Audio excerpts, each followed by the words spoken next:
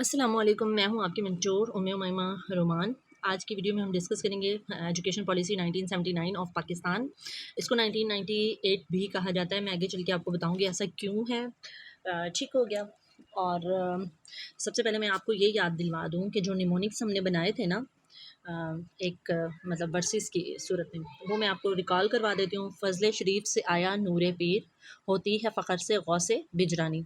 ये 2019 तक, 1947 से 2019 तक जितनी भी पाकिस्तानी पॉलिसी थी, इसमें निमोनिक्स हैं सारे एजुकेशनल मिनिस्टर्स के। वो मैंने पिछली वीडियोज़ में आपको बताया हुआ है। और तो आज वाला जो है वो मैं आपको बता देती हूँ कि फ़ज़ल शरीफ से आया नूरे पीर, पीर होती है, होती है। तो मोहम्मद ख़ान होती 1979 की पॉलिसी में जो है एजुकेशन मिनिस्टर थे। होती है के निमोनिक से आप याद रखेंगे। ठीक है, ये उस वक्त के फेडरल एजुकेशन मिनिस्टर थे। और जी दौर था जनरल ज़ियाउल हक का, ये मार्शल लॉ का दौर था जी ये। और ये पॉलिसी जो है प्रेजेंट की गई थी 1978 में, लेकिन इस पे इम्प्लीमेंटेशन हुआ 1979 में। तो यही वजह है कि कुछ बुक्स में हमें ये पॉलिसी 1978 के नाम से मिलती है, क्योंकि ये प्रेजेंट हो गई थी 1978 में। और कुछ बुक्स में हमें ये मिलती है 1979 के नाम से, क्योंकि इस पे इम्प्लीमेंटेशन जो हुई है वो 5 जनवरी 1979 को हुई है। तो इसलिए इसको पॉलिसी 1978 भी कहा जाता है और 1979 भी कहा जाता है। मोहम्मद ख़ान होती जो है वो एजुकेशनल मिनिस्टर, और जनरल ज़ियाउल हक साहब जो है वो उस वक्त मतलब उनकी गवर्नमेंट थी। ठीक हो गया।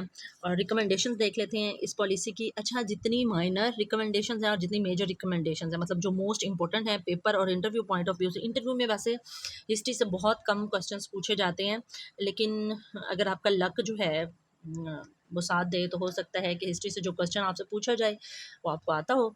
तो जो इंपॉर्टेंट पॉइंट होंगे मैं साथ साथ आपको बताती जाऊँगी, उनको आपने ज़रूर लर्न करना है। ठीक है, जो मेन इम्पोर्टेंट पॉइंट था 1979 की पॉलिसी का, वो ये था कि पाकिस्तान के लोगों को पाकिस्तान और इस्लाम के लिए लॉयल बनाना, वफ़ादार हो। पाकिस्तानी जो है वो मुहिब वतन हो और इस्लाम के साथ भी वफ़ादार हो और अपने मुल्क के साथ भी। और एक और मोस्ट इम्पोर्टेंट पॉइंट था कि create Muslim Umma, focus on Quran and सुन्ना। तो ये स्लोगन बन गया था इस पॉलिसी का 1979 का, मुस्लिम उम्मा कुरान एंड सुन्ना। तो आपने इस पॉइंट को ज़रूर लर्न करना है। ठीक हो गया। और एक और इम्पोर्टेंट पॉइंट ये था कि इस्लामियात और पाक स्टडी को as a compulsory subject secondary level तक जो है वो इंट्रोड्यूस करवाया गया था, और अरेबिक को भी जो है वो कंपलसरी सब्जेक्ट इंट्रोड्यूस करवाया गया था। अच्छा, हमने डिस्कस किया था 1972 वाली पॉलिसी में कि जो इस्लामियात है as a compulsory subject introduce करवाई गई थी पाकिस्तान के करिकुलम में, लेकिन उसमें हमें ये नहीं बताया गया था कि कौन सी क्लासेस तक के लिए कंपलसरी होगी।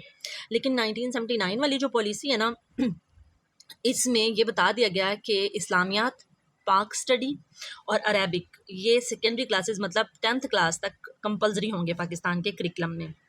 अच्छा, उसके अलावा करिकुलम को रिवाइज़ करने की बात की गई और Urdu as a medium of instruction पे फोकस किया गया। असल में Urdu as a medium of instruction recommend की गई थी कमीशन 1959 में, ये आप लोगों ने याद रखना है।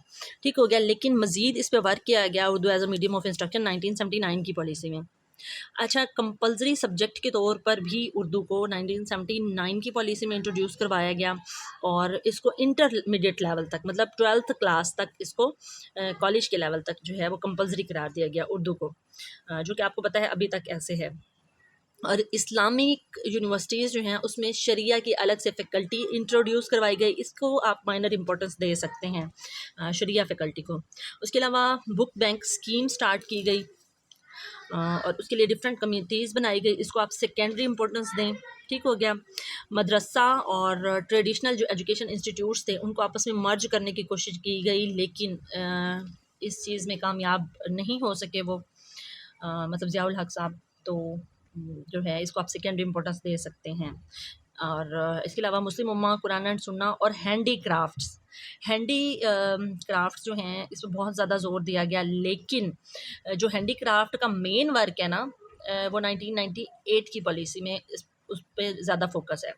मतलब अगर पीपीएससी पॉइंट ऑफ व्यू से देखें तो हैंडीकैप्ड का जो वर्ड है वो 1979 के साथ आप लोग रिलेट करेंगे। हैंडीकैप्ड मतलब जो माजूर बच्चे होते हैं, और हैंडीक्राफ्ट जो है वोकेशनल स्किल्स में जो आ जाता है वो 1998 की पॉलिसी में उस पर ज़्यादा फोकस था, और उस पर मतलब वोकेशनल इंस्टीट्यूट्स के लिए इनिशिएटिव्स भी लिए गए थे। तो आपने हैंडीक्राफ्ट को 1998 की पॉलिसी के साथ रिलेट करना है, वो फिर 1998 वाली पॉलिसी में मैं आप लोगों को समझाऊंगी किस तरह से।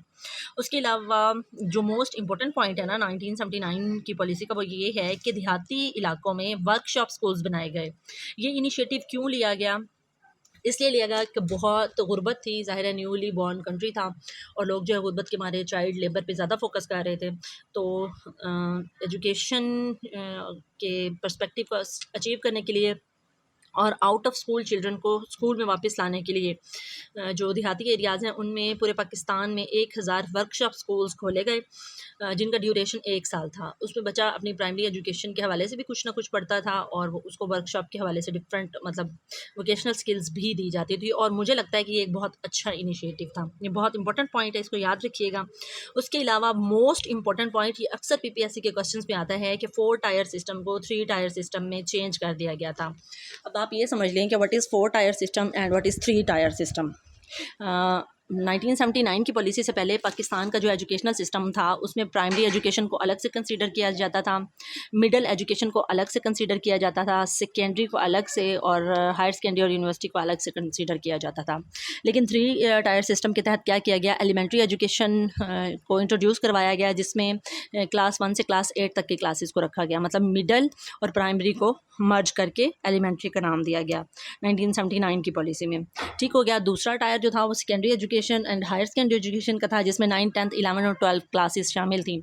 और तीसरा टायर जो है वो यूनिवर्सिटी एजुकेशन, जो कि ग्रेजुएशन, एमए मतलब मास्टर्स, एमफिल और पीएचडी की फैकल्टीज़ को उसमें ऐड किया गया था। ठीक हो गया।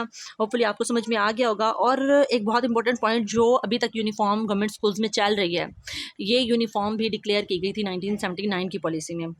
मतलब मार्शिया कलर की पैंट और ब्लू कलर की शर्ट बॉयज़ के लिए, और ब्लू कलर की शर्ट और दुपट्टा एंड वाइट कलर की जो ट्राउज़र्स हैं वो गर्ल्स के लिए रिकमेंड किए गए थे। और यही यूनिफॉर्म अभी तक पब्लिक स्कूल्स में राइज है।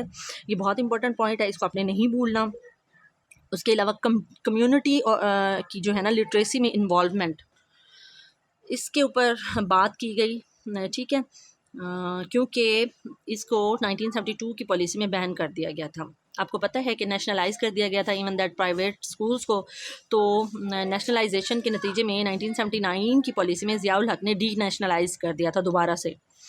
तो डी नेशनलाइजेशन में आपको पता है कि यही होता है कि कम्युनिटी को इन्वॉल्व किया जाता है, और प्राइवेट स्कूल्स को भी खुद मुख्तारी दे दी गई थी। तो डी नेशनलाइजेशन वाला पॉइंट भी इसका बहुत इंपॉर्टेंट है। उसके अलावा हायर स्टडीज़ के लिए स्टूडेंट्स को लोन प्रोवाइड करने के लिए स्कीम्स इंट्रोड्यूस करवाई गई। ये बहुत इंपॉर्टेंट पॉइंट नहीं है, लेकिन इस पॉलिसी की रिकमेंडेशन थी तो मैंने आपको बता दिया। और एक और इनिशिएटिव लिया गया जो कि 1972 में ये था ना कि हम 1980 तक जो है सारे आउट ऑफ स्कूल चिल्ड्रन को स्कूल्स में लाएंगे। लेकिन 1979 की पॉलिसी में ये रिकमेंड किया गया कि 82 और 83 तक जो बॉयज़ हैं उनको प्राइमरी स्कूल्स में लाया जाएगा, और गर्ल्स को 86 से 88 तक जो है प्राइमरी स्कूल्स में लाया जाएगा। ठीक हो गया।